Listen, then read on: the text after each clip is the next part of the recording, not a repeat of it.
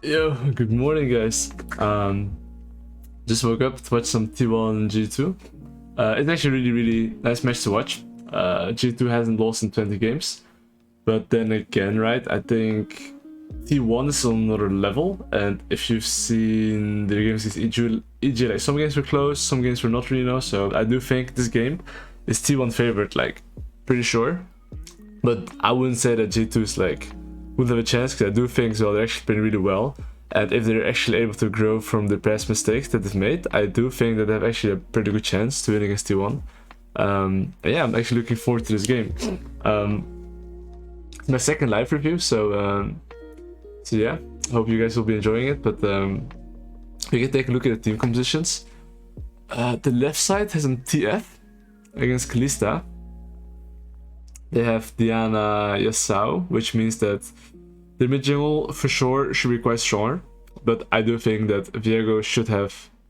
Actually, I don't even think Viego has any opportunity to make any play in the early game. I think it is quite difficult for him to do anything really, because I mean, the Tristana Rel, I mean, I don't see the enemy support yet. Did he just... Okay, I thought he instant locked in Nasus actually, but it didn't.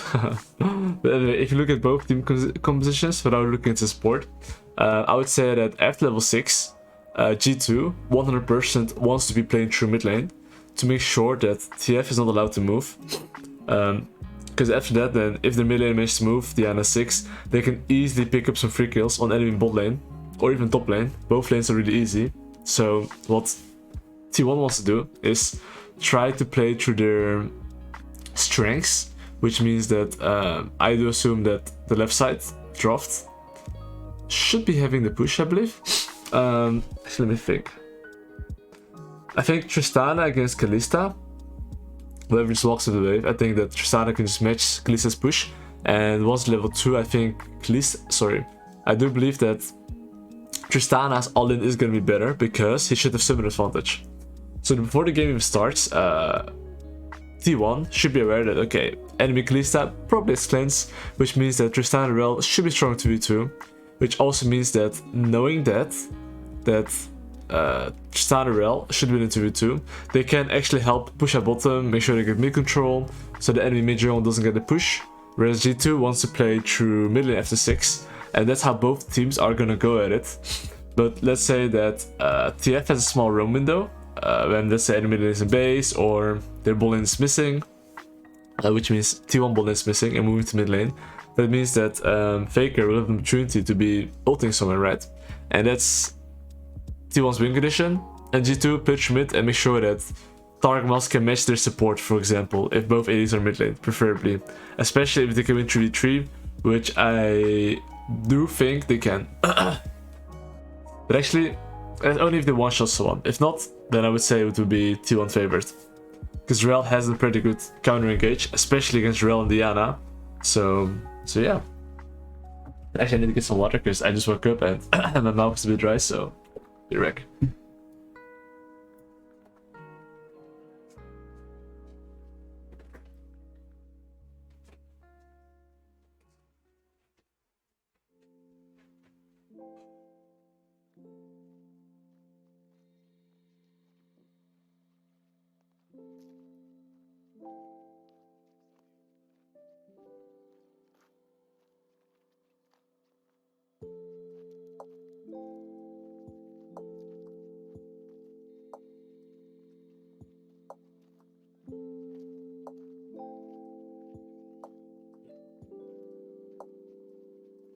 Yeah, I'm back.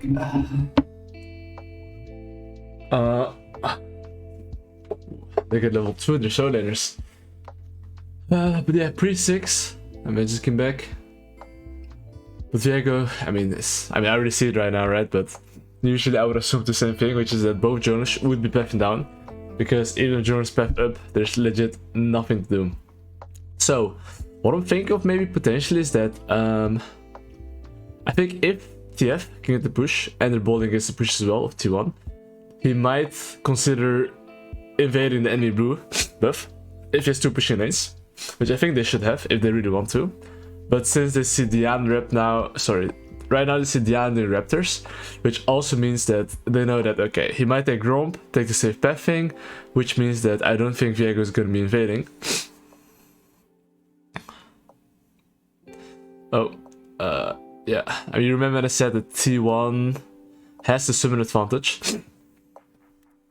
I mean, they should be winning because like Cleanse actually doesn't do anything in 2v2. I'm not sure, I didn't actually pay too much attention, but I think Targmas trolled. I was actually looking minimap more, right? Instead of the 2v2.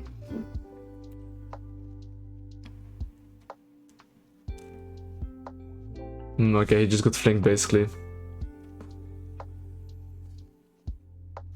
Yeah, I don't think that Rakan is stronger than Rel anyway, because Rel is Ignite, right? And Targmas is Exhaust. So yeah, it should not do Targmas any good to do anything. So as you can see, like, they have summon advantage, their champs are actually not weak. I think they have stronger support for sure, T1, and strong AD even. Not sure about level 1, but I think even level 1, like, Tristan is actually not weak. So yeah, that was a mistake from G2 side.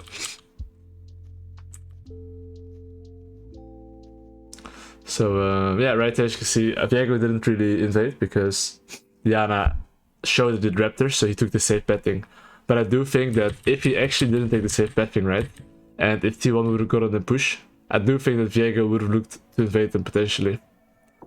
Because I think the skirmishes, like, are pretty strong from T1.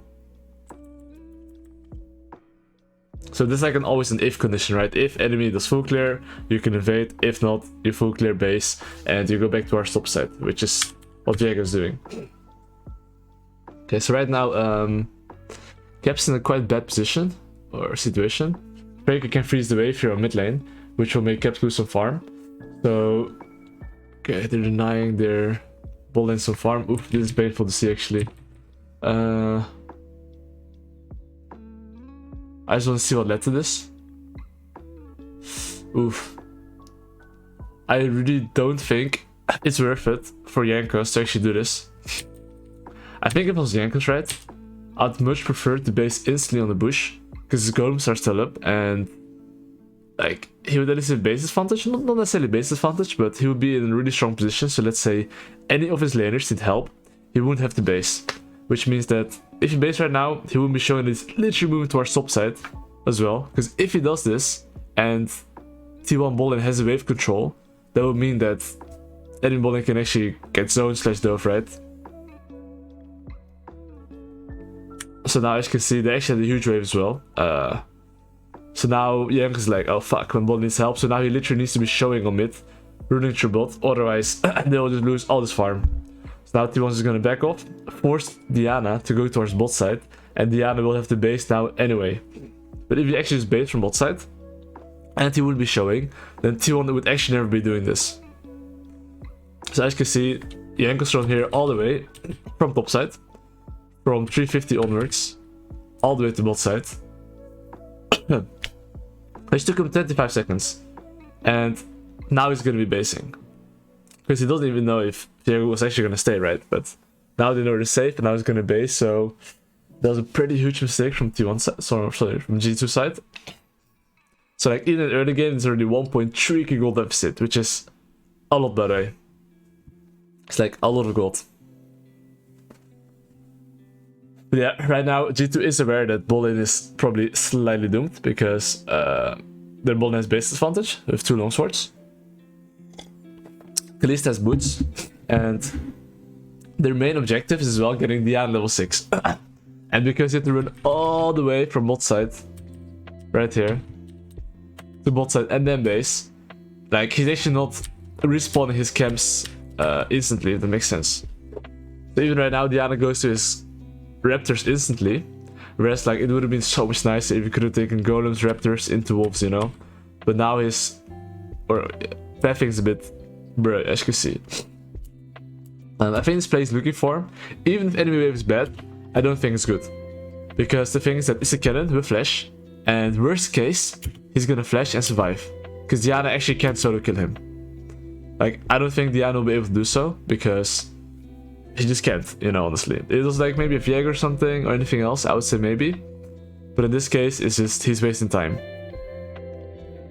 And he even put down a ward, so yeah. And this is like, I think G2 failing to recognize the win condition, because especially since bot lane's lost, and then on top, and I wasn't a guaranteed kill. And one more thing, even if they could have actually killed him, right? What would happen is that T1 would actually dive the enemy bot lane, because the moment Diana shows topside, imagine he actually committed to the top dive, right? If enemy T1 bot lane would slow push the bot wave there, Viego sprints the bot, their bot lane would again lose farm, and that would be so terrible for them. Viego could even take his bot side camps, which would allow Diana to not get 6, and these things will just delay G2 win condition. And before the game, they should already know, okay guys, we want to get 6 fast, we want to play through mid, they want to play through bot.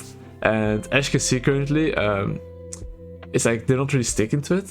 And of course, in-game, things might change. You might think you can get a free kill, but sometimes even getting a free kill, it's not even the greatest. And even if they would, like I said, kill, it would actually not even be worth, as sad as it is.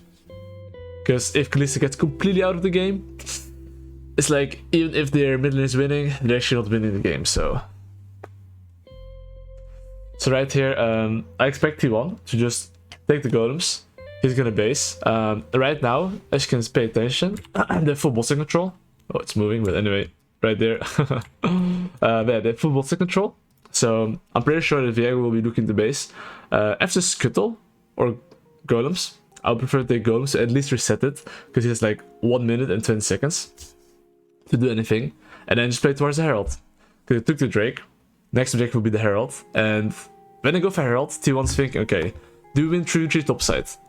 If I was T1, I'll be sweating, because their topside champs looks kinda scary. I don't think they win personally. So I would recommend them to actually involve their bot lane, which means that I would prefer for T1's bot lane to slow push here, and try to move on the next wave that comes, which is this wave right there. Because if they would have done that, they would have an insane tempo advantage, and they could like instantly start a Herald. You see when Viego bases here, I'm sure that T1's bot lane could have managed the wave and then slow push it, which would allow them as well actually to even swap if they want to, because they would get such a insane tempo that Kalista would have to match, otherwise they're gonna take so many platings. But anyway, they're just gonna, at this point, since they just based earlier, they have support tempo, but they're still gonna wait for the AD carry, I believe, because I would say the only win condition of G2 is to fight 4v4, but if Tristan is involved and is first, I would say they have no chance. So right here, let's have the top push. They might start it, but I don't think they will, because they should really wait for Tristana. Oh. Oof, there was actually the perfect chance actually for G2. That was actually really sad. Because Viego was not here, right? And they took like the not safe pathing. If we managed to tornado here, and like ultimate, and the team follow up, it would actually be so crazy, but sadly they missed a small opportunity, which is sad. So like I said, T1 is just gonna wait for Tristana, and once Tristana starts moving, they're gonna start the Herald. So Tristana's moving, as you can see right now, and they're just gonna contest mid wave, and Viego is gonna start Herald right now, because they do know that Kalista is bot lane, so if Viego starts Herald right now, then they'll have enough time to either turn or finish. So if the enemy gives any opportunity, which they are actually, so Viego might actually cancel the Herald, and they might just look for a mid lane fight, because they do know it's a 4v3. So let's see what's gonna happen. Okay, Viego stays in the Herald, but G2 can't really do anything here. Tristana's first, and Cannon can't even move first, so they should have recognized that this was a no-go. Instead, what they should have done, because they know Kalista's bot lane, is just try to trade, which means that maybe Jankos can fake move here to make sure that Rel is gonna waste time, whereas Caps and Tarkmas should sprint towards bot side to make sure that Tristana can't catch the farm. Tristana is just gonna stay around till it's secured, but the moment it's secured, he's gonna go back. And I think G2 will realize soon, like, oh, we can't, so they're just gonna go back, and Tristana will be able to catch the bot lane farm, or even TF can catch the bot lane farm. So this is something that I wouldn't have liked to see, because they failed to identify at this point, like, and a lot of teams struggle with this, which is saying, hey, can you contest Herald? They should probably be saying, like, you know, we should just look to fight the mid lane if possible. But the thing is that if you can't get that right, then just try to trade, because Tristana is first. So that's kind of a blower. I would like them to see like deny a lot of bot plates. So at least TF won't be able to catch it. Or at least like give the Herald right and then make sure that they can take this next mid wave at least. If they can do that and still lean towards bot side, it would still be really good. So right here they can get the push, I guess. But now I guess Diana, all his camps are up, so they like wiggled around a lot, so he would have to go back to farming. But now I think T1 only lost one wave. They lost one wave, I guess, yeah. Half a wave, because TF is still getting the cannon minion. So the trading was not the hottest. But anyway, once T1 took the Herald, Viego shows a lot of gold. He's probably just gonna look to take scams, look to base, and he's gonna look to identify through which lane he would like to play. So before the game I said, okay, G2 wants to play through mid, T1 wants to play through bot, which means that preferably T1 always wants to have Rel involved or Tristana if they go through mid lane. And usually you always want to go through mid lane because it's the most broken lane, which is because the mid wave is always first. So if they mid push, their side laners can't really touch the wave that easily. So I think Viego should be basing soon. Or he has a choice to pop the Herald and then base together and then look to swap around, which is well pretty good I think. Because it's like, what's the point of basing when you can literally take bot tower right here, right? And then look to swap and take the next bot wave. Because then you'll have like insane tempo and basically they're gonna take the next wave. TF is ultimate, just in case. And then they're just gonna swap the top and get 5 platings. So now I would recommend for Rel and Viego to just base in the bush. Because there's no need for them to be showing. Because G2 should be afraid that T1 has like good Milsy has someone behind him, right? Whereas they can like apply more pressure earlier on mid lane and top lane. While G2, jungle and support are gonna stay a little bit longer. Because they're actually unsure, right?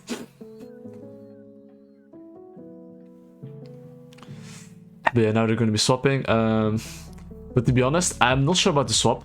Because Drake's in 30 seconds. And in T1's perspective, they can actually stack 4 Drakes really easily this game. So, honestly, instead of Tristana going top, I think I would prefer them to just run through mid lane. Make sure they can always keep the mid push. TF can run ball lane if he wants to. And once they secure the Drake, they can actually look to switch lane assignments after. Because at least me personally, I wouldn't really want to give this Drake, to be honest. I would rather push top, move into the Drake, secure it, and then play for any objective.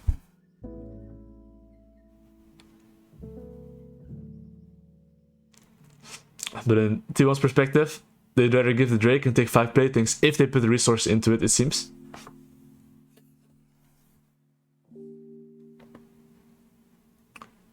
Okay, pound in top tower a bit. Oh, actually, what was Khaleesi's items previously before he based? Okay, that guy has Vampire Acceptor, which is that he's pretty weak. So if Khaleesi would actually base right now and run to Drake, they would lose maybe a bit too much.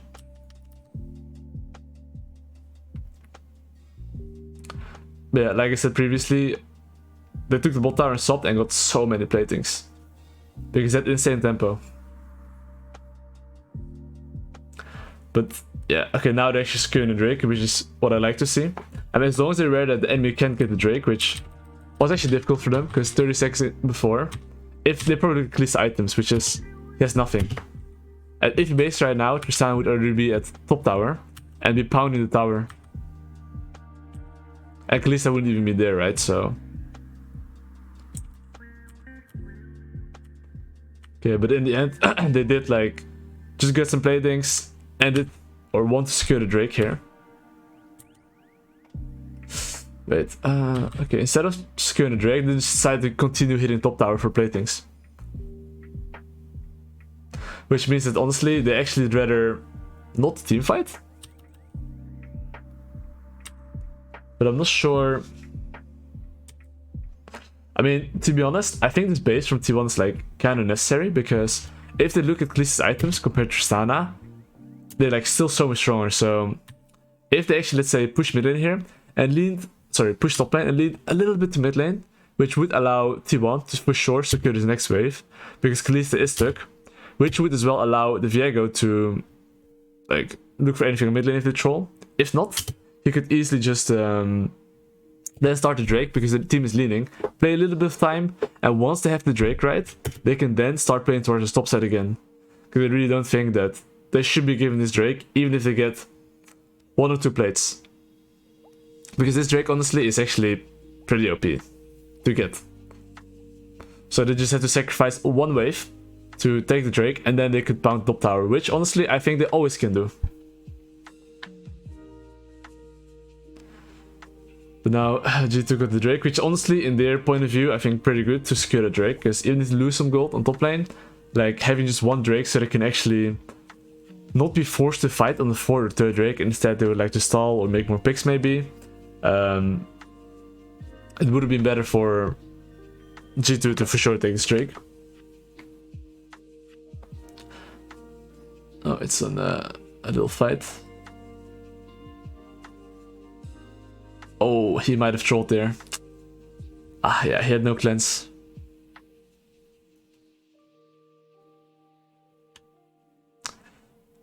The TF actually managed to get his roam off.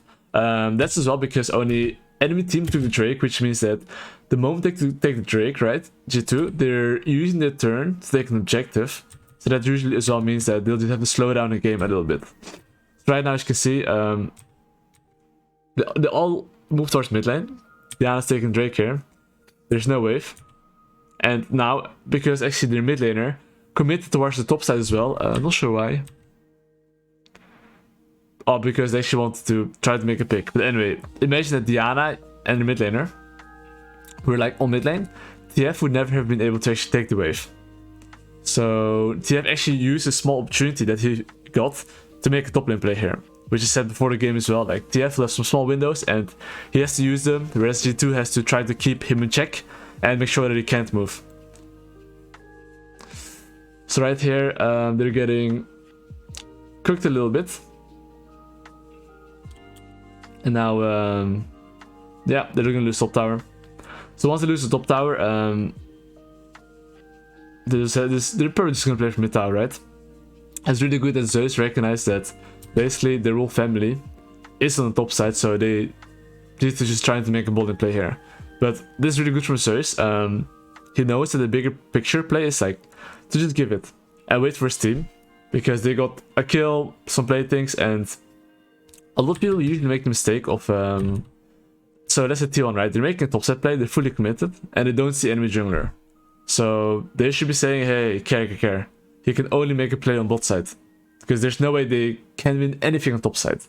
So as long as the opposite side doesn't die, and they get every time small leads, at some point it's just too big and it starts to become unplayable. So now, yeah, Diana knows that he's playing safe, which is good. So right now I showed you CG2 doing, especially because like Ornn right now can kind of like fake pressure. This works at the highest level. He can just walk up a bit in front of the tower and Kennen will think, okay, Diana's here. Whereas he's maybe just basing and going to farm, right? But at the highest level, people will usually respect it unless they have backup. So right now, Rel's kind of close behind, right? And he's like, okay, there's no way they're still going to commit to this play.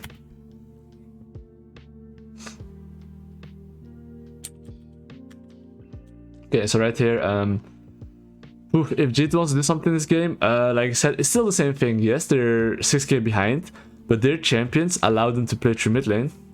But since TF has stopwatch right now, I don't actually think they win the 4v4, because they will have to use their stuff on TF. And the moment they do, they'll basically just lose. So currently it is quite difficult for them to do anything. So they'll just have to rely on Ornn actually dropping waves and doing something, because their bot lane for sure can't move. So they'll only have like one choice.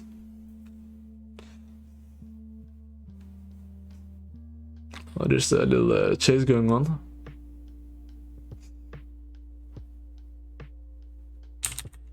Wait, let me just see what happened here. Okay, so Ornn used their turn to move to mid lane to secure that they could at least get his push potentially. And then move in the top side and try to make a really fast play. Oof. Sad it didn't work out. I think this play is kind of bad. The thing is that does T1 win team fights? That's what I'm asking myself. Okay, actually, honestly, at this point, T1 doesn't even have to contest the Herald because it's the second Herald. Ornn is no teleport. They should be aware or know that Ornn is no teleport. So if they actually start pushing mid and bot and just give this Herald, in terms of gold value and tempo, they won't even be able to use this Herald. So T1's perspective should be like, okay guys, they only have one chance, which is somehow to get a good team fight. If they don't manage to do that, then it's basically lost. And Viego doesn't have ulti, so T1's probably gonna drop this and just play the tempo game and not give them any opportunity. So they'll probably won't be contesting this. They're just gonna tease with them a bit. So Keria and Viego is just gonna dance here, while Tristana and Kenneth should just continue pushing. So I don't see why they would actually be contesting this. So now they are giving it. I mean, Zeus did have the choice to teleport here if they wanted to, but when I'm watching, I don't even think it would be good for them, because they're gonna ultimate, and their only chance to win the game for G2 is to team fight. If they can somehow get a miracle fight here and, you know, then they could maybe win the game. But T1's actually like, just not giving it to them and know that even if they get Herald, they won't be able to use it because they'll be bleeding out on tempo on bot and mid.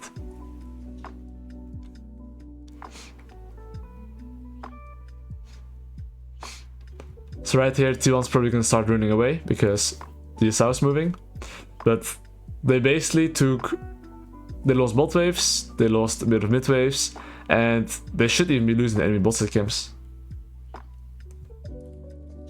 So when this Wolf fiasco is over... Oops, wait, did I misclick something? I think I did. Oops.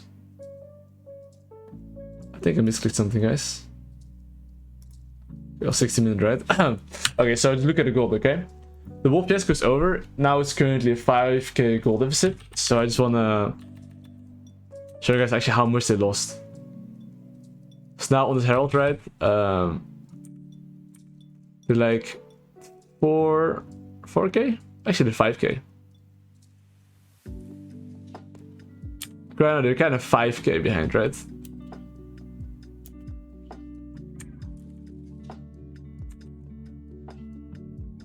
Bot farm. It's exactly the same. How? Then Ornn is a lot of farm. Ornn lost at least like one wave. I guess one health wave, so it wasn't too bad. But the XP they lost and the pressure they're losing right now is like a lot more. Like 5k-ish. Anyway, so right now, yes, they have the Herald, but it actually won't even be that easy to use the Herald because the thing is that if you have the Herald, right, and you don't have any map pressure, it's really difficult to use on any lane because they can easily respond to it and defend. But right now, T1 is gonna look to the Drake's in 1 minute. Okay, so Drake's up in 1 minute. The Alt is gonna look for bases, and I think I would prefer to have Cannon on the top side, preferably, because things that I'm pretty sure that G2 at this point though should be aware that it is like maybe a bit hard to have teamfights. I think Tristan, okay, he doesn't have a second item yet, but they should try to trade at least G2 because I don't think that they're strong enough at this point to actually look to contest. Because the thing is that Tristan and Rel will be able to get the push and free up the side laners, and they won't have man advantage. So G2 just has to try to trade. So they're probably speaking like on that wave. I mean, they're already pinged, but anyway, on that wave, they're saying, hey guys, we actually want to try to make something happen on that wave. And that means as well that they're going to be slightly careful to use the bot lane here, because Diana is just going to probably run to top side and look to give the Drake, right? So even if they get mid push, it doesn't matter as much. They just have to make sure that Rakan can move towards top side. Kalista not get dove. But if he gets dove, then team should of course lean mid lane a little bit. But once it's fine, they should just commit fully to the top side. So right now it's fine, so they're just gonna fully commit. So after G2 takes his tower here, I'm thinking if I would have done something different here from T1's perspective. Because the thing is that, yes, they're taking the Drake here. But could they have defended this? Which I do think they could have if they wanted to. Because Drake's up in 15 seconds, right? Which means that if they actually got this push here on mid lane, and Ken has to push 1v1 for sure. There's no way Diana's ball in here. They can get the push for sure. So if Tristan and Rel, we're leaning towards top lane here a little bit, right? And they clear at least the river vision, so they can't rotate properly. Because they already have a pink ward right there. And if TF could clear this with the Tristana moving, then I think they could easily defend this. Because Kennen does have teleport as well. So if they actually really want to dive this, while Khalees is stuck in the tower and Kennen has TP, I do think that's really risky. And the moment they actually secure the top side here, then Viego could run back to mid lane and start the Herald. And repeat the same process and actually have the mid push and then go back towards the top side. Because I think what T1's doing, it would have been good if he could instantly start a Drake, but he can't. It's still 15 seconds and they actually have a wave. So if you manage to clear the top wave here, which pretty sure they could have, they have TP, mid push, and there's no way that they can dive them. And then the moment they secure that wave, imagine Drake's now up and they wave clear the top wave here. And then the Viego runs mid and starts it, right? Then he would have so much more time to actually do the Drake. But now they actually get a lot of tempo, which is really insane for G2. So now they can actually force the enemy team to react. And if they don't, they'll take another tower. And even if they do, their mid laner will have a free move. And they can actually move to mid lane and then again enable mid lane, which will allow them to actually start playing the game, even though they're behind. And one thing as well, they should have actually defended top lane because that's the Herald. If they didn't have the Herald, I would say it's okay, you know, but that Herald, they should have recognized that they shouldn't be able to contest the Drake. So they should think like, okay, do we want to commit on the Drake or would we like to defend first because we're behind the tempo and then go for the Drake? Which is something they didn't think about in defense. So now because of that, actually, I think the gold deficit closed a lot of it. It's like 5k. So it's like 4k basically. I guess they get a tower here, so it's once again 5k. But it took the mid tower as well, right? Yeah, previously, yeah, okay.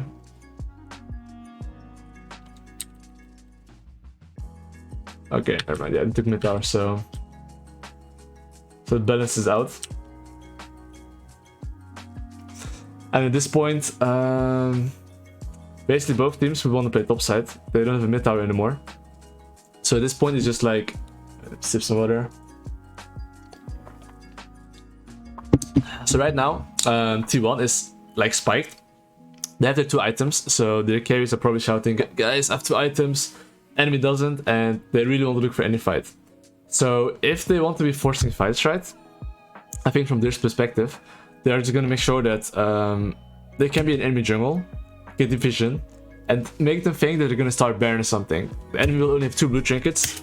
They have no way of really checking it for like a Swain W or any global. So right here, I would say that G2, like if they actually want to do something in this game, Ornn has to drop his wave. Ornn should not even be like trying to go ball in here, to be honest. Ornn should take that wave, and they should know that TF is behind the tempo. So Caps should be thinking, okay, actually he could run mid lane as well, TF, but he actually doesn't know that.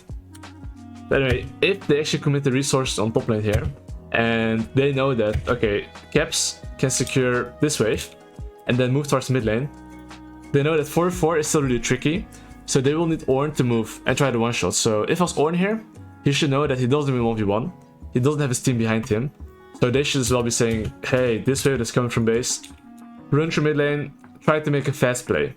They could just try something and peace out. Because 1 minute before Baron, there's no Drake up. Using cooldowns is completely fine at this point. So if I were them, I would have my mid laner Caps run safely, or just be grouping, and just try to make sure that they can somehow secure at least the mid push. Because if they do that, right, and especially since Baron's not up yet, they could actually use this wave there to actually run to bot lane and take the bot tower. Because on top side, there's actually no Baron to take, there's nothing to take, and they should really be trying to just go towards the Ornn lane and free him up. Right now, because Ornn's actually taking a wave on bot, and actually he didn't even take it yet, he's like waiting for it, you know?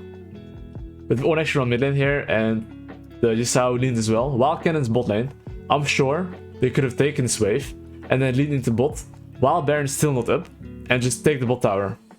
And once they take the bot tower, they just have to make sure that they can defend the tier 2. And after the defend that Ornn's at least free, right? And if you want to make use of Ornn, he just has to group.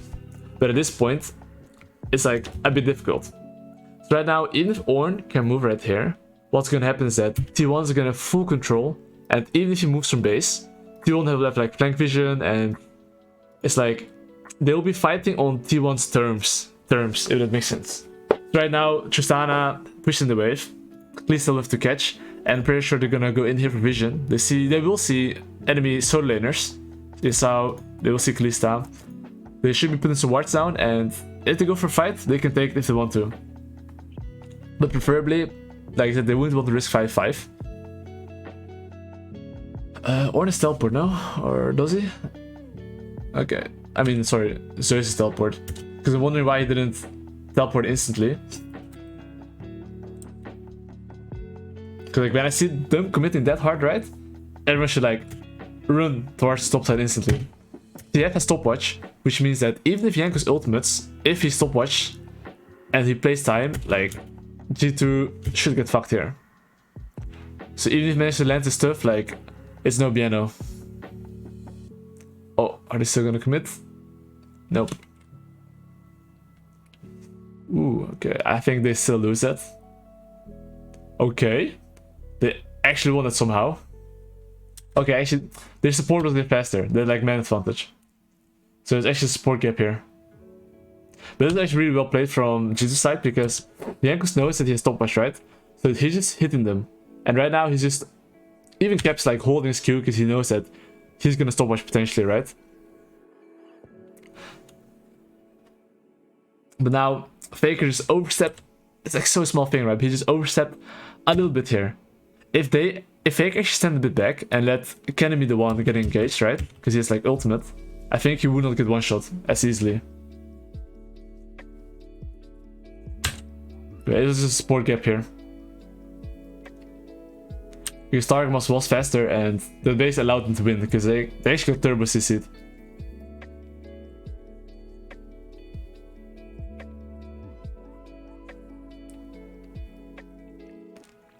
Oh. Oh, yikes.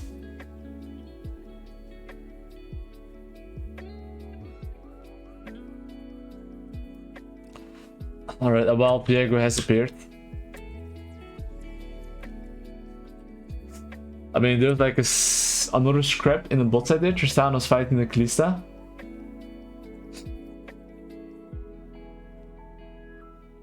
Oh, that Baron killed Tristana. Holy shit, that's crazy actually. But this is still really weird from G2 side, to be honest. And actually, both teams played it quite well, you know, individually.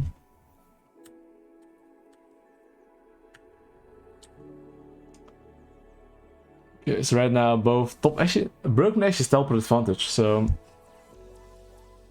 but as you can see, like it was quite clean played. But it's just that their support was actually first, which is not taken into reconsideration.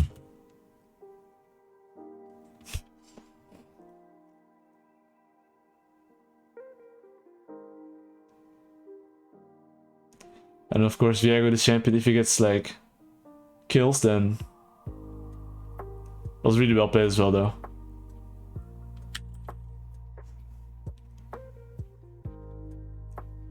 There's another scrap here, but Ornn does not look balanced.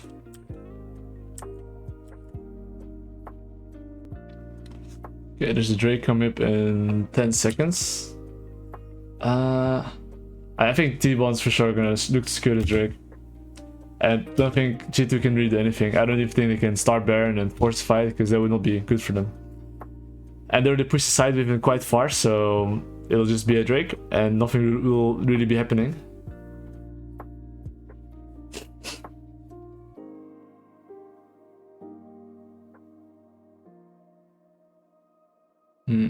I mean, since the vision on Drake here, right? I think I would have just sent Tristana to do Drake fast previously. Like right here, right? I understand it's moving, but the moment they show that they're not doing it because TF ulted, just take the Drake here. And the moment he takes the Drake here, because they're obviously showing that they're not going to go for it, and if T1 doesn't give range, then they'll just take the free Drake. But now at this point, they once again don't have vision. So now they're like looking for a fight, maybe if they are trolling going to mid lane, because Zeus is a flank. But it's not really guaranteed, right? Because G2 is not stupid enough to walk through that bad choke. But it's gonna be the same thing. This is gonna push mid, go towards the Drake, and like G2, like I said, can't do anything. There's just no play. And G2 is as well not given it range for them to get engaged, right? So this is gonna be a Drake into, if someone trolls, they'll go for it, but it's pretty hard to look for picks at G2 because they have like wind wall, recon counter engage. It's not the easiest thing to do. So now Viego's taking Drake, but maybe the moment Viego takes Drake, as you can see, he wants all playing really safe because they know that Viego's not there, so they're not giving range. And these are the things that usually people are doing at highest level, obviously, because it's like basics for them. Well, I take my words back, guys. Even the gods make mistakes. Okay. Woo. I think T1, it looks quite good for them. Is Gumiyoshi gonna smurf it? Oh, huh. He shouldn't have jumped in here. Plucked was that here. He didn't expect to get knocked up. Woo. But how did this Ornn shit even hit, by the way? That was really max range. But yeah, this is basically enemy POV from G2. It's like right here, he hears, G2 hears the enemy team is slaying the Drake. So they know he's quite far away. So the moment someone's in range, they will instantly look because they know that Viego's still not there yet, which means that they have a small window of man advantage. And especially if you're behind, this is like one of the best things you can do. So what he should have done, carry us know that, I mean, this guy's fucking insane support, but even he makes a mistake, right? Because he actually swept it, I think. Oh yeah, dude. He actually swept it, showed there's no vision, but the enemy actually has super as well. So they see Carrier, but Carrier's like, they for sure don't have vision on me. Imagine he loses the game because of that. He's like, I'm never gonna stay there, even if I sweep.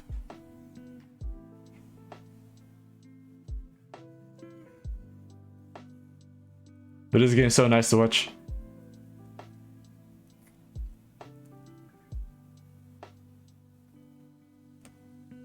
Okay.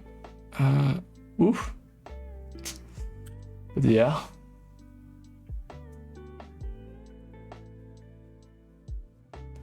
Okay, the comebacks.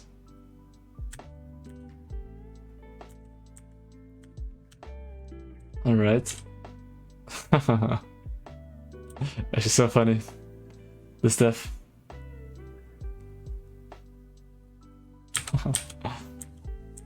But yeah, let's see. This is where it came from. Okay, Drake's in 3 minutes. They're A-ramming, but right now T1's job is since G2 is like showing 5-man mid lane here, right? Which I think they didn't have to. Because I do think the champ is quite strong. So usually in these cases, right, if they know that they can secure the mid wave without everyone preferably showing, preferably I would have my guy that goes in side lane in the bush, because that way TF can't really push as well, because he knows that if potentially someone's in the middle and if mid push, he can't be doing this. Because right now TF sees 5 people, so they're just shouting, guys, just don't die mid, just wave clear, if they dive I can ult. And now G2 is forced to go towards the top lane, and next wave that comes, T1 will be able to contest, because if they don't respond to top lane, they're just gonna lose top tower, which is what they don't want. So right here, someone of them has to go top. If they don't, they're just gonna lose top tower for nothing, basically. So right now, they are basically gonna lose top tower for nothing. And Faker should start to run away soon.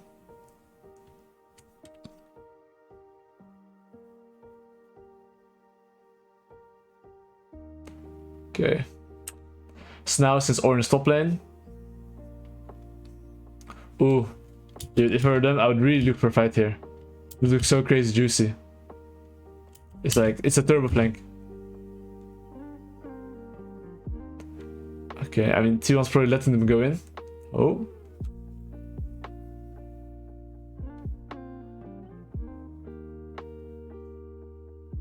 Holy shit. Okay, G2 smurfing. Wait, let me see though. How does teamfight end up? Is orange TPing in there?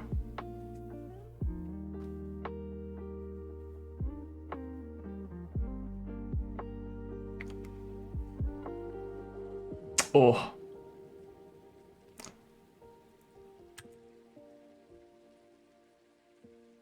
Dude, they didn't manage to one-shot Jankos. Oh, dude, that was so unlucky. Look at Faker, by the way, that tornado. I was wondering how Yanks didn't die, right? But Faker literally flashed into the tornado, and then he couldn't stun Jankos. I'm sure if you could actually stun Jankos here, and just one-shot him, right? And then Viego takes reset, it would have been so insane. But now Jankos is a stopwatch, he can still press ultimate. And... oof. You got a double kill as well. So now he's basically one-shotting them as well. But I think if Jankos actually managed to one-shot Diana here, Kalista is busy with the cannon. And the Yasuo, yes, he can maybe hit the Rel. But the thing is that once Owner takes the Diana and Jankos doesn't manage to get his ult off, they actually don't have any damage. It would just be their mid laner, because there's no way Kalista can make up for the damage. But Diana is pretty OP at this point as well. And he missed his ultimate as well. Oof, actually such a small thing by the way. Decided a team fight. Because Kara did have really good ultimate. She got 3-minute ultimate, Jankos should have gone a one-shot. Owner should have gone the reset. Once they get the resets, Caps instantly dies, and then AD carry is still alive, right? And then, I mean, Gumayushi got as well hit by the Q. And yeah, it's actually pretty fucking saying good fight for G2. Actually, that's so nice. Faker fucking flashed in the tornado, I can't believe it. Yeah, I have to watch it one more time. It's crazy actually. Cap's completely fucking smurfing, even though he probably didn't intend to. Dude, Caps is so fucking good.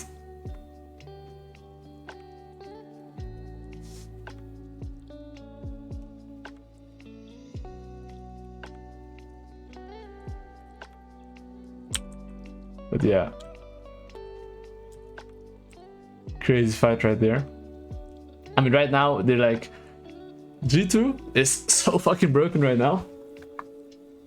They're actually ahead in gold as well. So at this point, their approach is going to push mid into bot. And they're talking about which wave they're going to defend, which is the wave that Yasuo is on. They're just going to make sure that they can defend the wave. And they're just going to ride it all the way. Because Ken is showing top now. Like, Kara should try to put some flank wards. Because if they actually want to win, they really need some flank wards.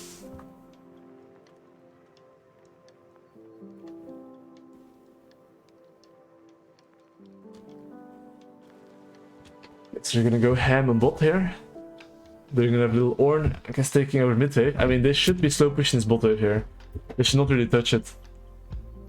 Alright, hard pushing it. I mean, Ornn is not grouped here, I think. He's still... I mean, I can't see, but I believe Ornn is a bit far away. Okay, he's here, actually. He just took the wave and moved instantly, and they placed him plan to end the game. If Kennen decides to... Okay. I mean, this is really good from Kennen. It's usual split pushers do. It's like, they're gonna like channel base. If they back off, he's gonna cancel base. If they continue, he's gonna base. And this way, Kennen's just gonna keep pushing. They're just gonna try to cancel their base a little bit. But if T1 gives them range, they will go on them. Which is something they should really be careful of. Which is like to not give them range T1. They can just slowly chase them down without giving any range, if that makes sense. It's So right now, as you can see, T1 Faker is just pressing his ultimate to see where they are, to make sure they can't base in peace, while the cannon is just pushing. I'm just surprised that actually they banned recall, so Ornn actually based already. I was wondering why he didn't go on the Ornn.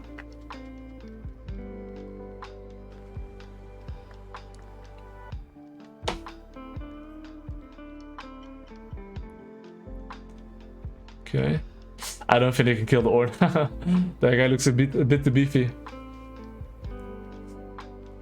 I mean, at this point, T1 doesn't have enough damage actually to really do anything. Okay. I can tell they're actually sweating right now. I mean, G2 is in a really fucking good position right now because unless Kennen gets Void Staff and he basically really needs Void Staff. He has it. Does he have enough damage though?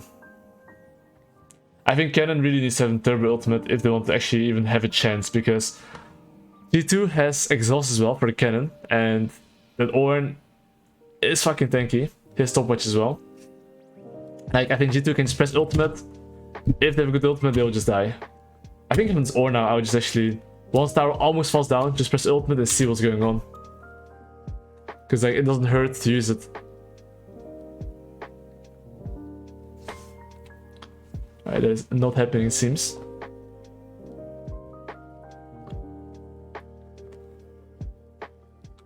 Okay, are they gonna commit on that wave? That is Baron actually, I don't see really on my screen, but... Okay, so now they're gonna use the ultimate and see what happens, basically.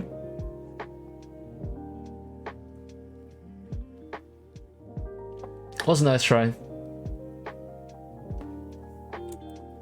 I'm not sure what made him decide to... Oh, because I see Kennen top lane, okay. But Kennen could have still like moved a bit towards mid lane and they would still be 5.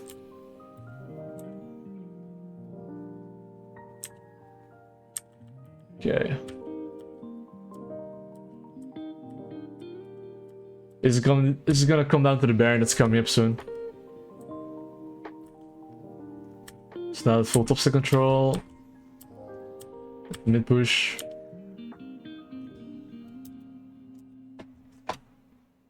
Okay. I mean, from G2's perspective, they're for sure just gonna push this and start the Baron. And Rakan will... Actually, doesn't even have to look for in the same position. But for sure, they're just gonna look to start the Baron here and make them come. Even if they see them, it doesn't matter. They're gonna commit.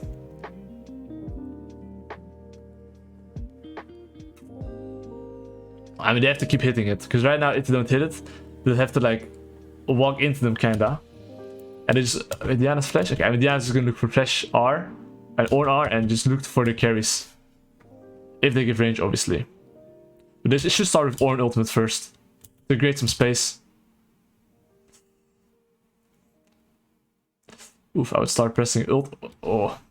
Okay, the one thing I didn't like about Teamfight is I didn't watch it yet.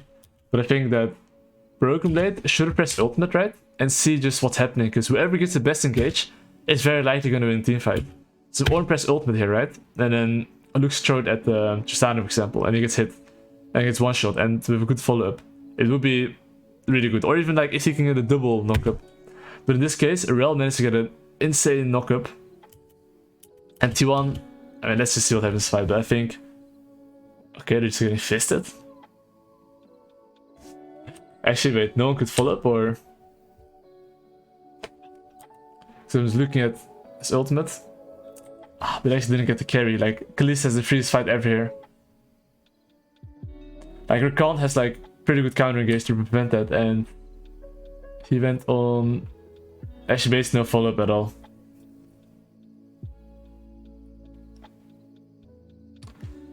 Okay, the fight seems pretty doomed for T1. Diana still has his ultimate even. Whew.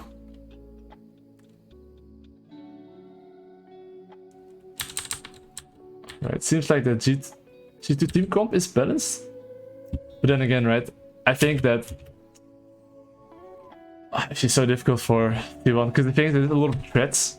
It's like if they go on Kalista, right, then they can easily peel for him as well. And then Diana will have as well a really good ultimate.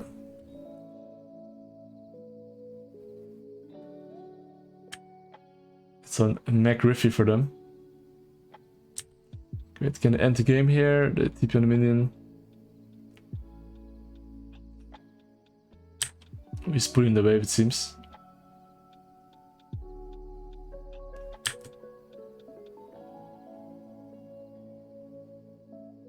Oh. They're getting knocked out.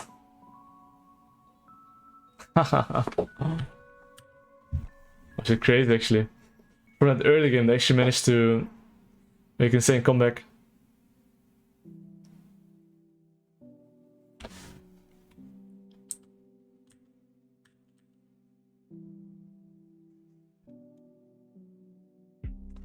And it's so difficult to follow up for them. But I think actually if T1 actually want to contest, if we look at it again, Cannon kinda needs to be behind them, preferably. Because did he even get a good ultimate off? It's like... yeah, I don't really see Cannon on my screen. I think it was maybe fightable, to be honest, if... maybe Cannon commit as well. But he knows that... okay, now he should at least try to commit, I think. But then again, an Ornar flying is just... difficult. He can maybe just run behind and do something, but... if Cannon does manage to follow up here, on the rel engage, then it's kinda bad. Maybe you could have taken the plant there. Right there. And then wait a little bit till it's like a bit closer, and then it's a 50-50. Just focus on the fight.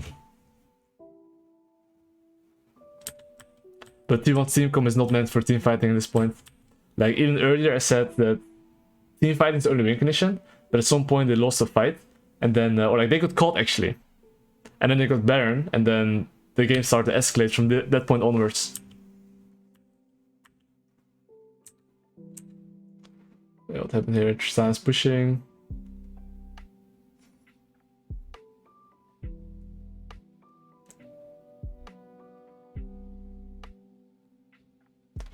Oof, I mean, T1 can actually defend this, I think. 10 seconds for Cannon, so don't think they can continue.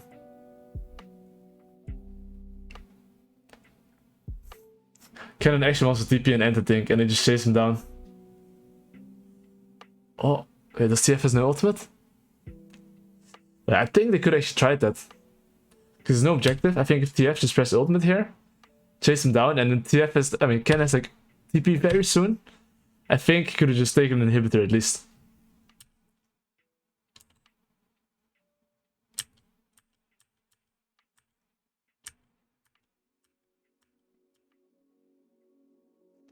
The game is over short, but no spoilers. Alright. I have top and bot inhibitor, so the next wave that's coming, they're gonna look to make a play on that wave. Because then all the minions are gonna be there, and that's the best time to fight.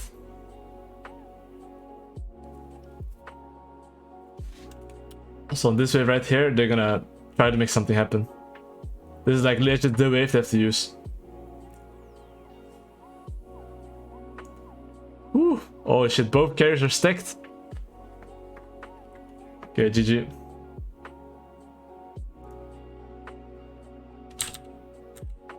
Oh shit, Gumyushi and Fake just decided to stack up together.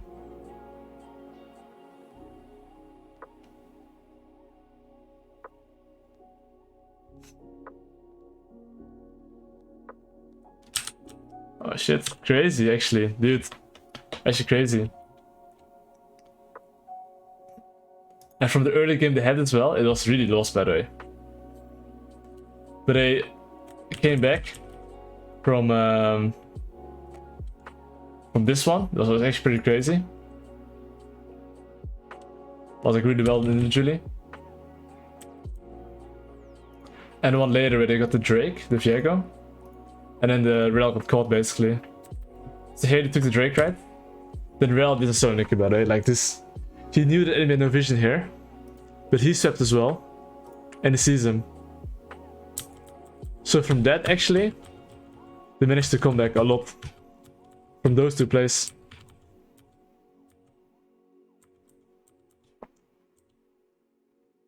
And then actually this one as well. These three things. Whew. This team fight. If Yanks did Kev's completely smurfed here. But yeah, that's about it of the review. Like, it's actually 1 hour. Holy shit. But anyway, really actually fucking insane game to watch, and really happy for GT2 they won. Because, yeah, of course, from Europe and know some of them. And, yeah, it was actually a really nice game to watch. And, anyway, guys, thanks for watching the review, if you watched it till the end. And, well, peace, boys. Have a nice day.